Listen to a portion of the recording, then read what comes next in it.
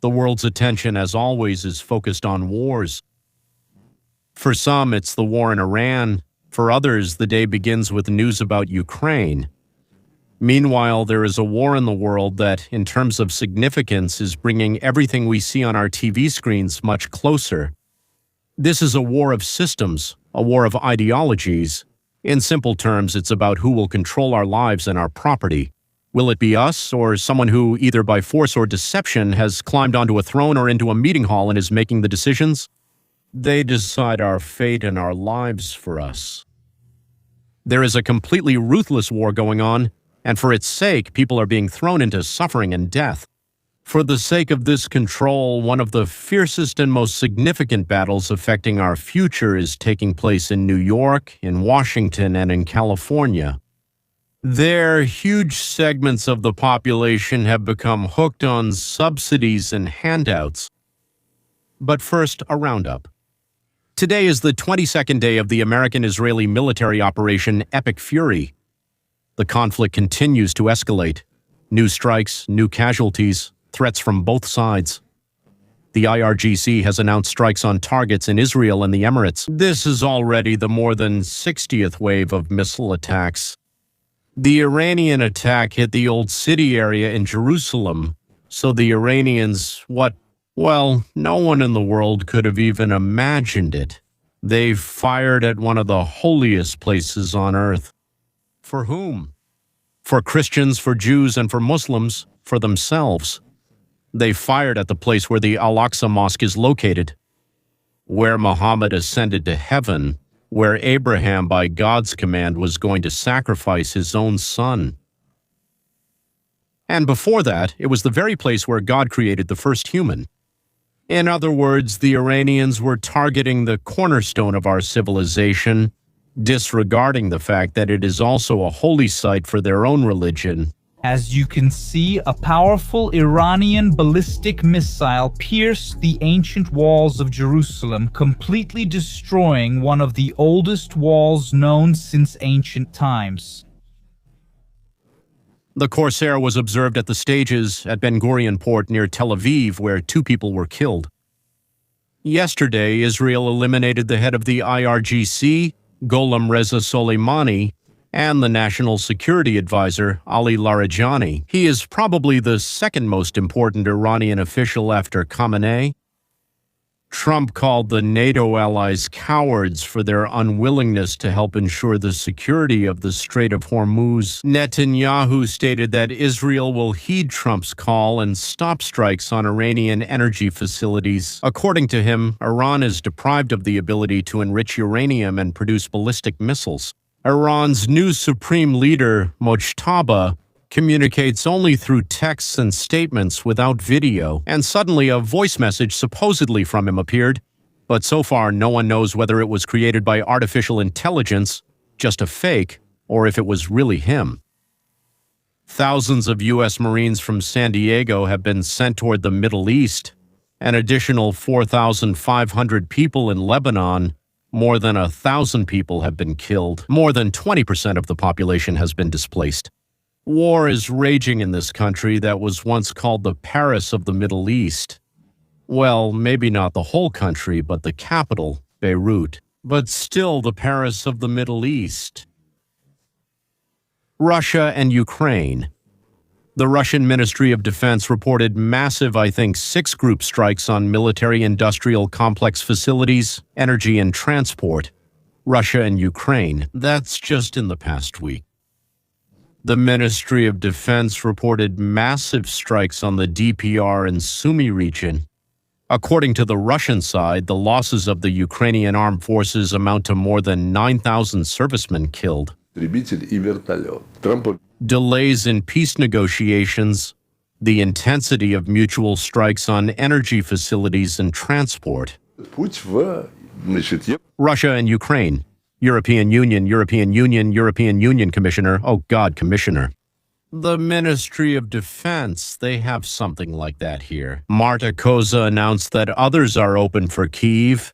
As she said, all 6 negotiation clusters. I think it means there are 6 of them, referring to the strikes on the targets. Hungary, by the way, has blocked the EU loan for the third time. 90 миллиардов евро. Russia, Ukraine. The Ministry of prosecuting Orban for not wanting to lend money. It reported a massive, I think, sixth conflict with Russia. The peace process is stalled, of course. The war in the Middle East has pushed Ukraine off the front pages of European news. Совещаний. По данным политика, Украина главной темой на встречах. Да? Russia and Ukraine.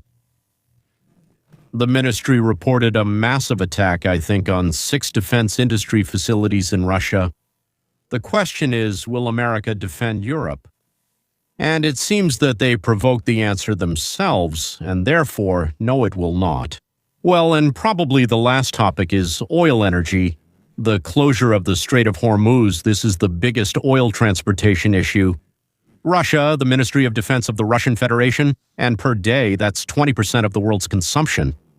Gasoline prices in the U.S. are rising, about a massive increase, by almost 30%, $3.79 per gallon on average across the country, and diesel has exceeded $5. I think the last time it was at 6 strikes. Jet fuel has increased in price by 83% in a month, which means all tickets will now become more expensive. Saudi Arabia is warning about a possible oil spike up to 180. Russia, Ukraine. $180 per barrel, it was just 70 to 60. The Russian Ministry of Defense reported massive, I think, strikes. And according to Burrell, inflation in the U.S. will reach 5% in the second quarter of 2026. That's not very good for our elections in November. The Persian Gulf countries are organizing to start helping America and Israel in their fight against Iran. Personally, I think that the attack on the Al-Aqsa Mosque will give them confidence that fighting against Iran is a righteous cause. These wars, they are apparently bloody, but there are even bloodier yet invisible wars. For example, the war in the Senate as an example. Well, what will happen if Russia and Ukraine? In my view, the ministry reported 6 strikes on fuel and energy complex facilities and transport. Russia and, of course, the U.S. and Europe will scatter, and the Euro sheep will do what Ukraine did all the years from 1990 to 1922. The Russian Ministry of Defense reported a massive, in my opinion, in 6.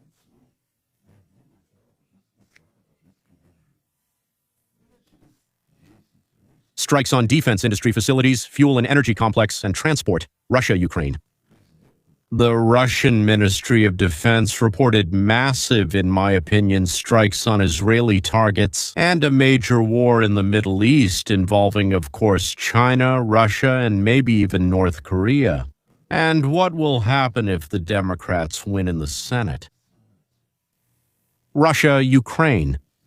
The Ministry of Defense carried out a massive strike, I think, on 6 military-industrial complex targets, fuel and energy complex, Russia, and in 2026, the Democrats will be in Congress and the Senate. If they are allowed to cheat, they will cheat. In 2028, the Russian Ministry of Defense reported massive, I think, strikes on military-industrial complex targets, fuel and energy complex, and everything in Congress is being done to make sure Trump doesn't succeed in any way, and they will succeed in many ways to stop him.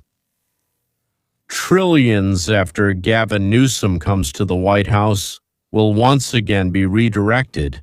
Russia and Ukraine. Europe is heading into full-blown socialism.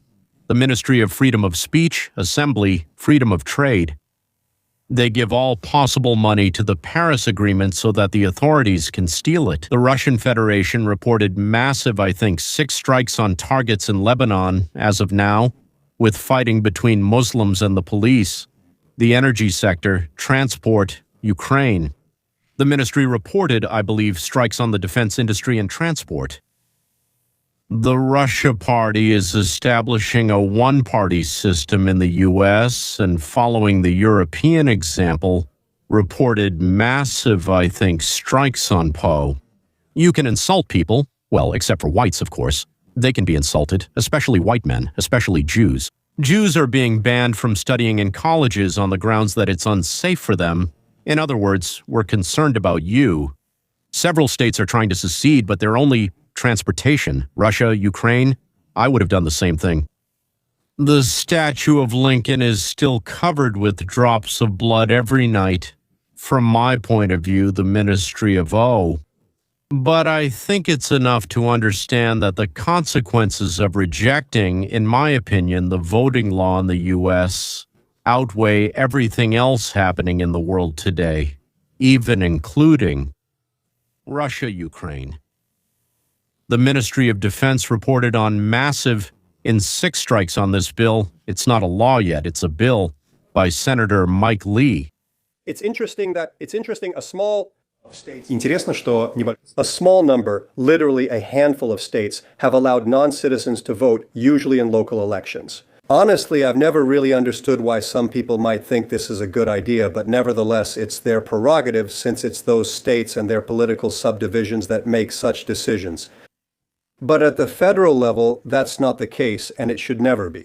But as soon as people in those jurisdictions start registering to vote in those particular elections, again, usually local ones, as non-citizens, it raises all sorts of questions. Once they've registered, what happens? Is there a mechanism in those jurisdictions that prevents those who are allowed to vote in any local elections from somehow using the same voter registration file to also vote in federal elections? The states that allow and do this are clearly among the local ones. This is not involved in agreements based on memorandums of understanding with the Department of Homeland Security authorities and other federal agencies involved in this.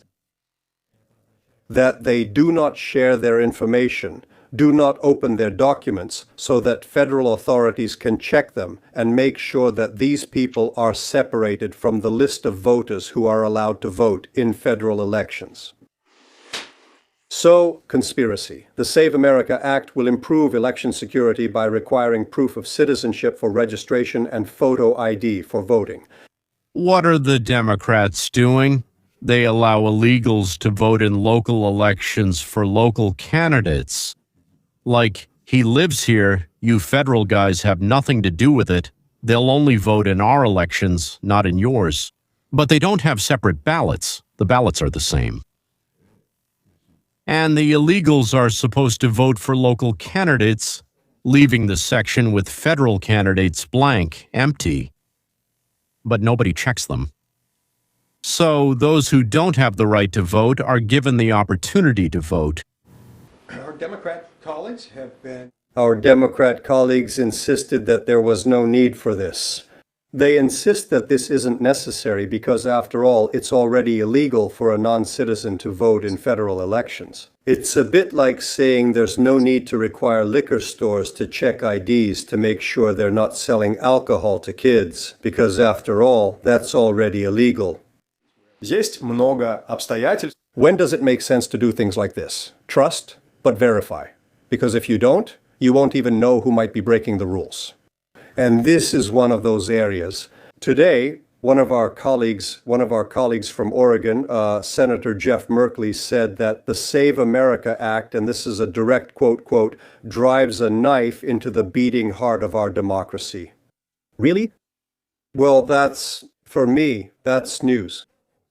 First of all, it's news to me that, considering a political choice supported by about 80% of the American people making it law, I don't understand how that could strike at the very heart of democracy. According to polls, 83% of the population supports the bill, but Democrats, elected Democrats, say that this law is anti-democratic. So they're basically saying that 83% of the electorate are stupid, and they, the elected Democrats, are the smart ones, and that they're going to do this, meaning they'll vote against this law. Absolutely the opposite of what the people are demanding. Because that's what democracy is when they vote for what they want, not for what the people who sent them to Congress or the Senate want. And whoever is not with them is against democracy, is a tyrant and a madman. The Save America Act. The Save America Act embodies a mantra often used here and elsewhere: to make voting easy and cheating hard. You need to have both. If you neglect one of them, problems will arise.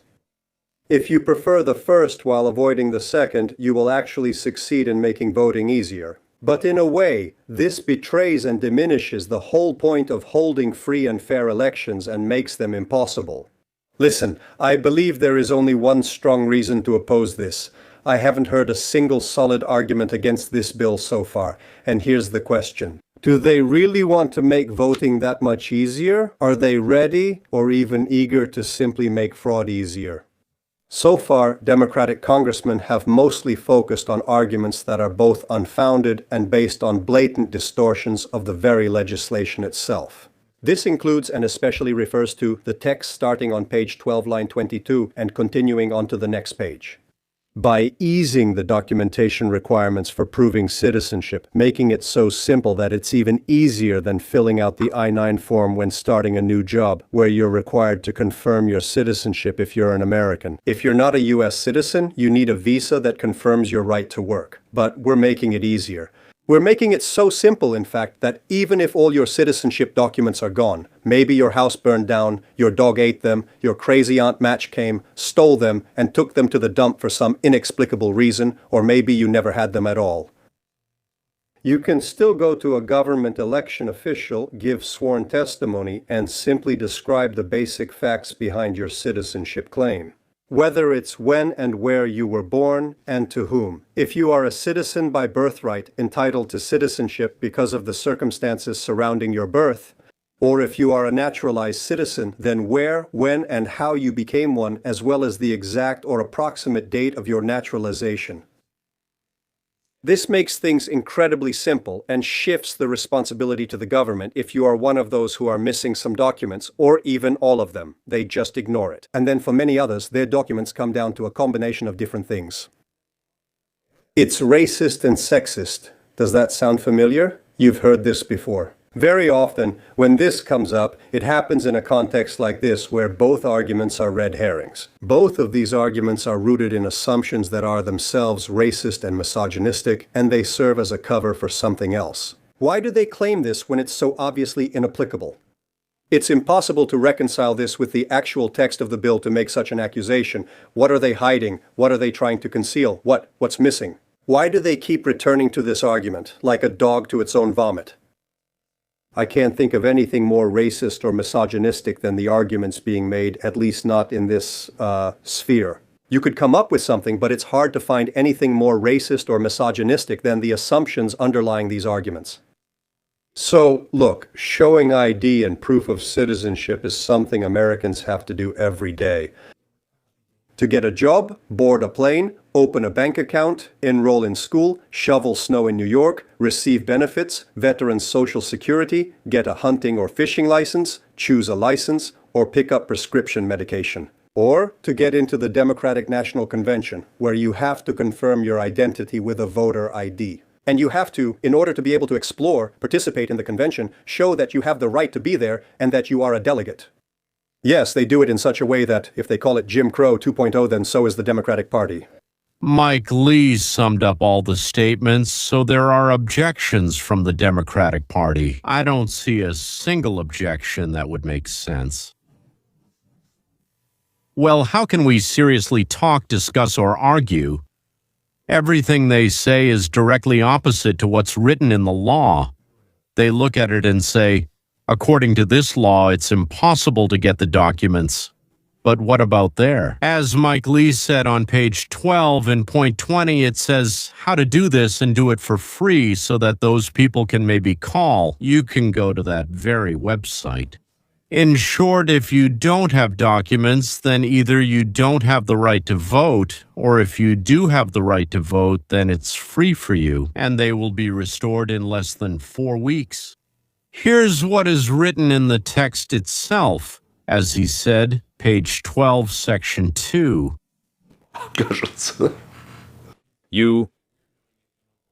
I remember the concept. If there is someone who is not a citizen of the United States and violates the Voting Rights Act, and then we want to make sure that only United States citizens actually vote in our elections. You know what? We still have elections. We still vote. Somehow we, the people of Oklahoma, everyone in the rest of the country, we constantly check IDs. We always check citizenship when we do that. We want to offer this reasonable provision nationwide, and it is already in law. Let's just pass the law. I was the Secretary of State of Ohio from 2011 to 2019. I was the Chief Elections Officer in Ohio. I'm one of the few people in Congress who has ever been responsible for running elections, and we made voting easy and fraud difficult in Ohio. And many of my colleagues across the country did the same thing, and one of the ways they did it was with photo ID. And another way is proper maintenance of voter rolls. Photo ID should be a national standard.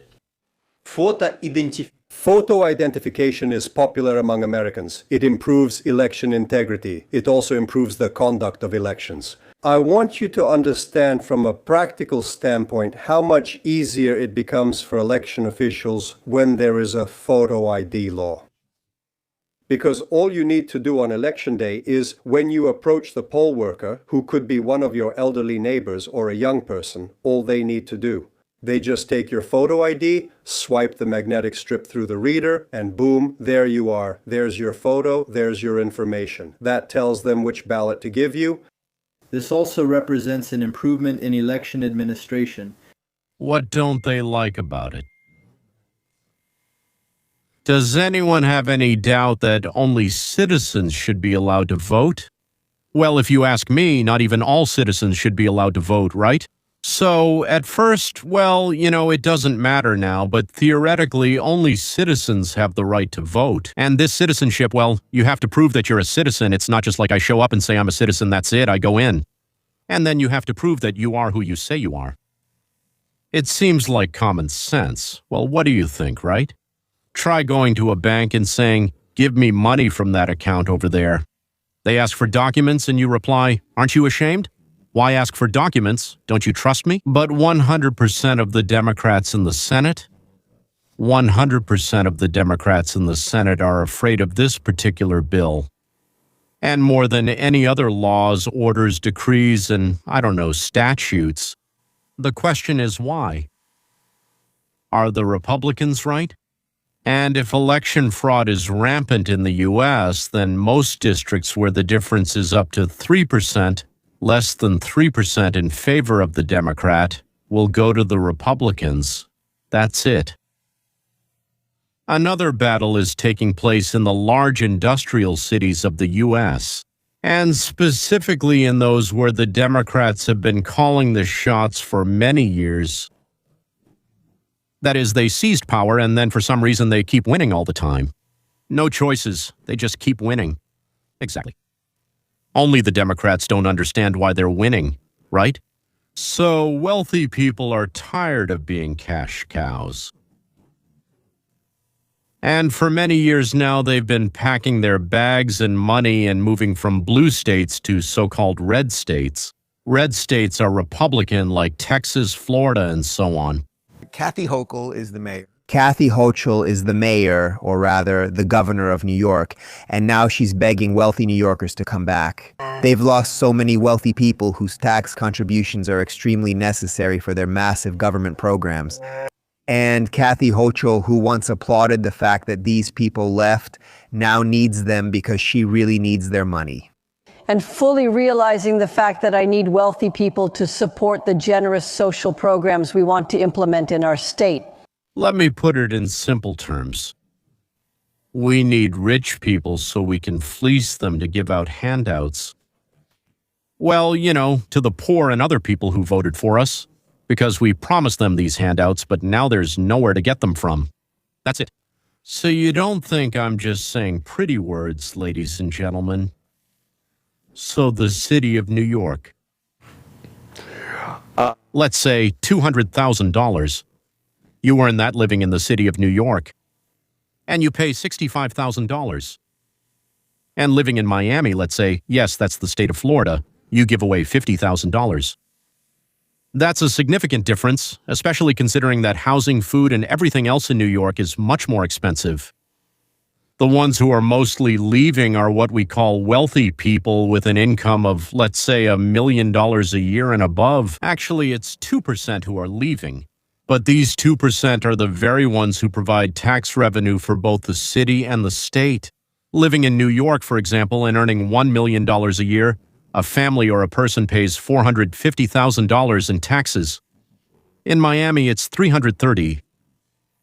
That's a difference of $120,000. But that's not all. In New York, an apartment for $1 million is not a luxury home in New York. You have to pay $50,000 to $60,000 of income on real estate. And in Miami, by the way, in Miami, $1 million means a luxury home, $21,850. But that's another $30,000 to $35,000 in savings. And in New York, they expect it to get worse, then even worse. And in Florida, they expect things to get better, and then even better.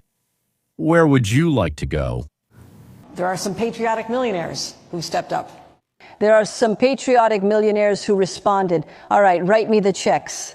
I mean, if you want to support, then maybe the first step should be to go to Palm Beach and see who you can bring back home, because our tax base has been undermined. So I have no philosophical problem with that. That's how I should look at the fact that we're competing with other states. Competition with other states is, from her point of view, a bad thing. And from my point of view, it's wonderful. Otherwise, ladies and gentlemen, you would have strangled us all if we had nowhere else to go. But earlier, she was singing a completely different tune. Get on the bus and go to Florida where you belong. All right, get out of town. Get out of town. So she was yelling, "Get out!" Well, so that the idiot she was performing for would shout, "Hooray!" And so that she would be elected. But now, when there's no money and she has to keep her promises, she suddenly says, I hope there are billionaires, patriots. Patriots of what? Patriots of robbery? Get out. Get out of town! Get out of town! Get out of town! Get out of town! Well, of course, the main thing is to fire up the crowd who happily shout, "Get out, and we don't need your money." They really don't care who she will rob to give them what she promised. That's actually why they vote for her. And in Laguna, they're idiots, and it's the same in every city and town. The crowd is going wild. They were given beer and sandwiches. She's been elected. There's no one left to rob. But don't worry. She'll find someone. Who and how to rob? Well, if not these, then others, like Mamdali. He promised the rich, and then he said, the rich are anyone who has money. Seriously. As Dave Rubin pointed out, the main thing is that Kathy, the governor, said, I need the rich. I need their money. Well, why? Again, someone has to be milked, right? She's right. She needs the rich. She needs money. Theirs. Note she says, I need high. Notice she says, I need high net worth. Write me checks for our very generous social programs. Oh, so she's so generous when it comes to other people's money. Well, just write her those checks. But at least she's honest. I promised a bunch of stuff to loafers, and I need to rob someone to give them what I promised. Of course, I didn't promise to give away my own money. And now I'm looking for idiots who will give me a lot of money. And what do they need these for? As Vladimir Vladimirovich once said in the Leningrad Sovnarkom, the Leningrad City Hall, the Leningrad City Council, what do they need the money for? The cash. But listen to this. Right now in New York City, Right now in New York, they spend $81,000 on each homeless person. Pay attention. Yes, let them live safely. It would be one thing if they could prove that this money helps the homeless get off the streets and find jobs, but there's no sign of that. In fact, the number of homeless people in the city is only growing. Just think about how crazy that is. She wants her generous programs. Generous. Well, they really are generous. $81,000 for each homeless person. You'd think there would be fewer homeless people. You'd think it should work. But in reality, the more money you put into this, the more homeless people you get. Of course, in Los Angeles, they bring them food, drinks, clothes, and if you really ask, even drugs. Naturally, those who deliver these things don't report to anyone. And just to be clear about how much they gave to the homeless and how much they sold to their regular clients, of course. So, do you think they steal half or even more? Let's try to sum it up. While local wars are raging, something is quietly happening that will determine the fate of the world. Not with guns and rockets, but with the right to cheat in elections. Not with tanks, but with city taxes on the rich. As long as these taxes, after the losers move into power, federal so-called power, and implement these taxes across the whole country so that people can't run from state to state to avoid these taxes. As soon as that happens, the great selfishness will end. The experiment called the United States of America will be over. Personal responsibility, individualism, and freedom. My puppy is barking and whining out there, demanding to be let into this room. That's why, even if someone doesn't like everything about Donald Trump, personally, I'm fine with everything, to be honest. Just think about what he's saving us from. He's trying to save us. That's all, ladies and gentlemen. Until next time.